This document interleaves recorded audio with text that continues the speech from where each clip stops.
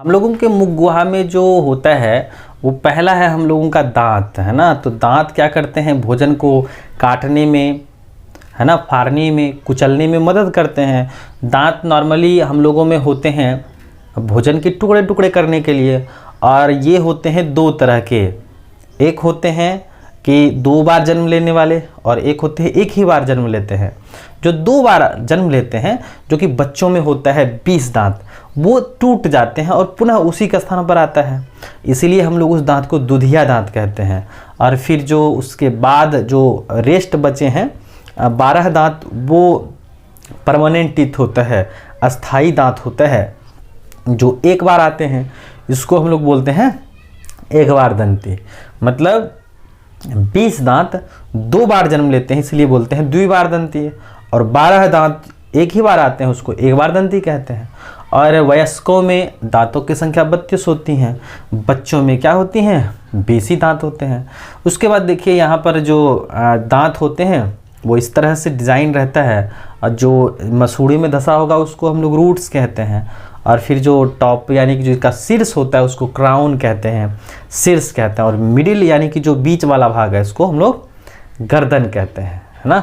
और एक्चुअली में हम लोगों में 4 प्रकार के दांत होते हैं, इसीलिए इसको हम लोग बोलते हैं हेटेरोडोंट। तो मनुष्य कैसा जीव है, हेटेरोडोंट वाला है। इसमें जो है अलग अलग तरह के दांत होते हैं, 4 तरह के होते हैं। इंसाइजर होता है, कैनायन होता है, प्रीमोलर होता है और मोलर होता है। ये आपके हम लोग के मुख गुहा में 4 तरह के दांत हो गए। अब उसके बाद देखिए कि जो दांत होते हैं इस पर एक परत रहती है, हार्ड परत रहती है, जिसको हम लोग क्या कहते हैं इनामेल कहते हैं। क्या कहते हैं इनामेल कहते हैं। और ये बड़ा सख्त होता है, और एक्चुअली में ये जबड़े में फिट होता है। तो इनकी जो जड़ें होती हैं वो काफ़ी मसूड़ों को जकड़ी और धसी रहती हैं, ठीक है। अब दूसरा देखें हम लोग जीभ। जीभ होता है वास्तविक में ये तो मस्कुलर होता है, मांसपेशी संरचना है, जिन पर क्या होती हैं स्वाद कलिकाएँ होती हैं। और ये हम लोग को भोजन के स्वाद के पता करने के लिए होती हैं, साथ साथ भोजन को निगलने के लिए। भोजन जब अच्छी तरह से क्या होता है मिल जाता है तो उसको मिलाने में, हिलाने डुलाने में भी मदद करता है, और बोलने में भी मदद करता है। हम लोग बोल रहे हैं क्योंकि जी अगर थोड़ा सा भी अगर संक्रमित हो जाएगा, खराब हो जाएगा, तो फिर हम लोग उसको नहीं अच्छे से एक्सप्रेस कर पाएंगे, है ना। तो इस तरह से तो हम लोगों में देखा कि दांत, जीभ। अब देखिए लार है। लार हम लोगों के मुख गुहा में 3 जोड़ी होती हैं। पहला होती हैं पैरोटिड, सबमेंडिबुलर और सबलिंगुअल।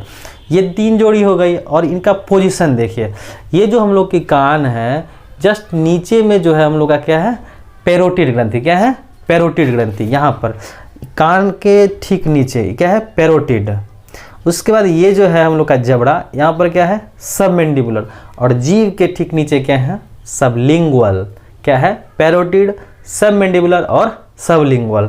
और जो जीभ का नियंत्रण होता है, क्योंकि हम लोग जानते हैं कि 32 दांत के बीच रहते हैं हमारे जीभ, और जब हम लोग खाते हैं, कहीं सोच रहे होते हैं, तो हमारा जीभ कभी कभी क्या हो जाता है दांत से दबा चला जाता है। तो इस जीभ का जो नियंत्रण होता है एक विशेष प्रकार के नर्व से होता है, जिसको हम लोग कहते हैं ग्लोसोफेरेंजियल नर्व।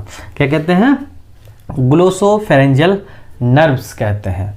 तो यहाँ पर हम लोगों ने देखा लार ग्रंथियाँ, ये हमारे मुख में होती हैं, 3 जोड़ी में होती हैं, और ये बनाती हैं लार, ठीक है। अगर हम लोग भोजन को अच्छी तरह से चबाएंगे तो ये लार बनेंगे, और भोजन को फिर अच्छी तरह से सॉफ्ट यानी कोमल करके फिर हम लोगों को क्या करेंगे, वो आसानी से हम लोग आहार नली में उनको भेज सकते हैं। अब आइए दूसरा देखें हम लोग ग्रासनी। ग्रासनी यानी मुख गुहा हो गया। अब आया भोजन कहाँ ग्रासनी में। तो देखिए मुख गुहा का पिछला भाग ग्रासनी होता है, जिसमें 2 छिद्र होते हैं। एक होते हैं निगल द्वार, और दूसरा क्या होता है कंठ द्वार होता है। और जो श्वास नली में खुलता है कौन भाई कंठ द्वार, और निगल द्वार कहाँ खुलता है आहार नली। जैसे कि ये है भोजन नली है ना, तो जो आपके निगल द्वार है ये आहार नली में खुलेंगे, और जो दूसरा क्या होगा कंठ द्वार, वो श्वास नली में खुलेगा।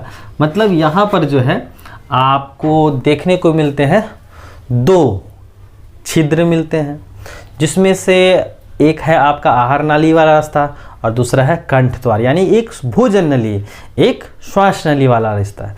और यहाँ पर जब हम लोग भोजन को निगलते हैं तो श्वास नली बंद होना चाहिए, नहीं तो श्वास नली में भोजन चला जाएगा।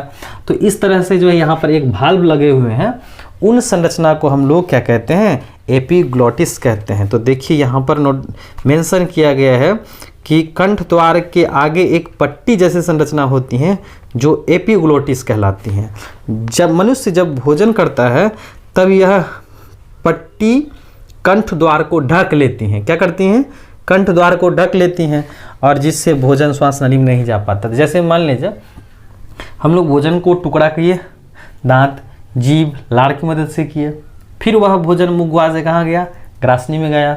अब यहाँ पर दो रास्ते हैं, एक है निगल द्वार, एक है कंठ द्वार।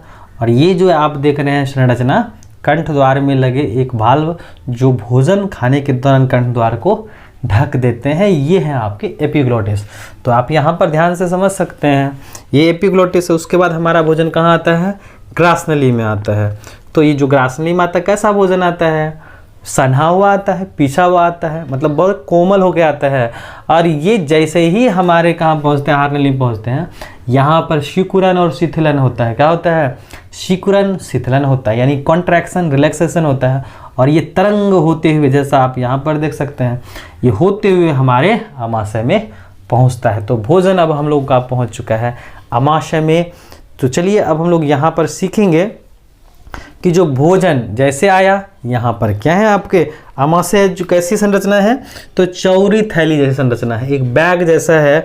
और ये जो है हम लोग के शरीर में, पेट में, यह कहाँ है, तो यह बाईं ओर झुका हुआ है। कैसा है, यह चौड़ी संरचना होती है जो उदर गुहा के बाईं ओर से शुरू होकर के अनुप्रस्थ दिशा में फैली होती हैं। आमाशय का जो ऊपरी भाग है ये कार्डियक कहलाता है, ये फंडिक बीच वाला है, और जो नीचे वाला है वो पाइलोरिक कहलाता है।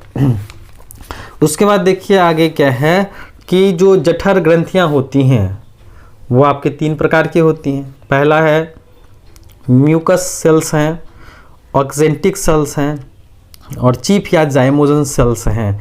और इन्हीं जो तीनों कोशिकाएं हैं जो स्राव होती हैं वो क्या कहलाती हैं, जठर रस कहलाती हैं। तो ध्यान रखना है कि जो हमारे आमाशय में 3 तरह की कोशिकाएं होती हैं, जो जठर ग्रंथियों की कोशिकाएं जो होती हैं वो 3 तरह की हो गई। पहला क्या है, म्यूकोस सेल है, इसको हम लोग श्लेष्मा या म्यूकस कोशिका कहते हैं। दूसरा क्या है आपका पेराइटल या ऑक्जेंटिक सेल्स है, और उसके बाद है चीफ या जाइमोजन कोशिकाएं हैं।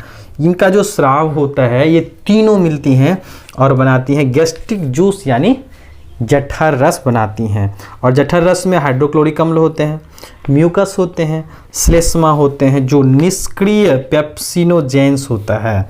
और ये जो हाइड्रोक्लोरिक अम्ल का क्या करता है, अम्लजन कोशिकाओं से होता है। हाइड्रोक्लोरिक अम्ल जो होती है निष्क्रिय पेप्सिनोजन को सक्रिय पेप्सिन नामक एंजाइम्स में बदल देते हैं। तो ये सारा जो है यहाँ पर हम लोगों ने देखा। और ध्यान रखिएगा कि जो हाइड्रोक्लोरिक अम्ल होता है हमारे मनुष्य में, माना कि आमाशय में, ये प्रतिदिन 3 लीटर जठर रस का स्राव करते हैं। 3 लीटर बनती हैं, मतलब यहाँ पर बहुत सारा जो है ये बनता है। और फिर छोटी आंत की लंबाई होती हैं आपके 6 मीटर होती हैं, चौड़ाई होती है 2.5 मीटर होती हैं, यहाँ पर 2.5 सेंटीमीटर होती हैं, यानी 2.5 सेंटीमीटर के बराबर लगभग होती हैं। फिर भोजन आता है हमारा छोटी आंत में, जिसमें 3 हिस्से होते हैं, आपके डियोडिनम, जजुनम, इलियम होता है। और फिर यहाँ पर जो है छोटी आंत बड़ी आंत के हिस्से पर एक संरचना रहती है जिसको हम लोग सीकम कहते हैं, है ना। और फिर भोजन जाता है बड़ी आंत में। बड़ी आंत में 2 हिस्से आपके कोलन और रेक्टम होते हैं। और कोलन जो कि आपके असेंडिंग, ट्रांसवर्स और डिसेंडिंग कोलोन्स होते हैं। और फिर मलाशय से होते हुए, मलद्वार से होते हुए क्या होता है, शरीर से बाहर निकल जाता है। तो ये हैं आपके डाइजेस्टिव सिस्टम्स के बारे में। और यकृत, चूँकि लीवर जो होता है हमारे शरीर की सबसे बड़ी ग्रंथि होती हैं, और इनका वजन जो होता है वह 1.5 kg तक होता है।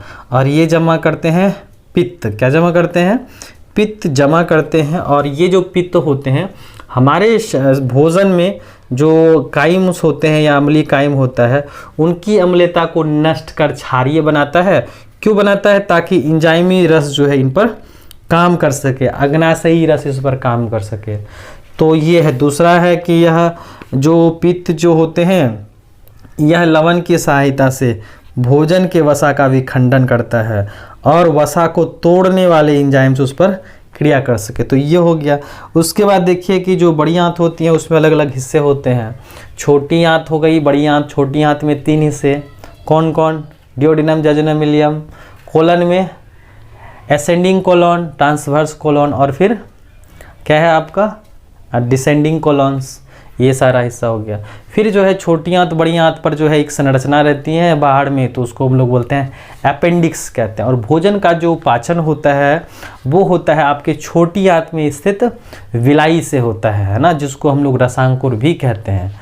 तो यहाँ पर हम लोगों ने एक आउटलाइंस देखा कि भोजन कैसे मुख गुहा से होते हुए अलग अलग ग्रंथियों और जो है एंजाइम्स की मदद से होते हुए जो है भोजन का पाचन होता है।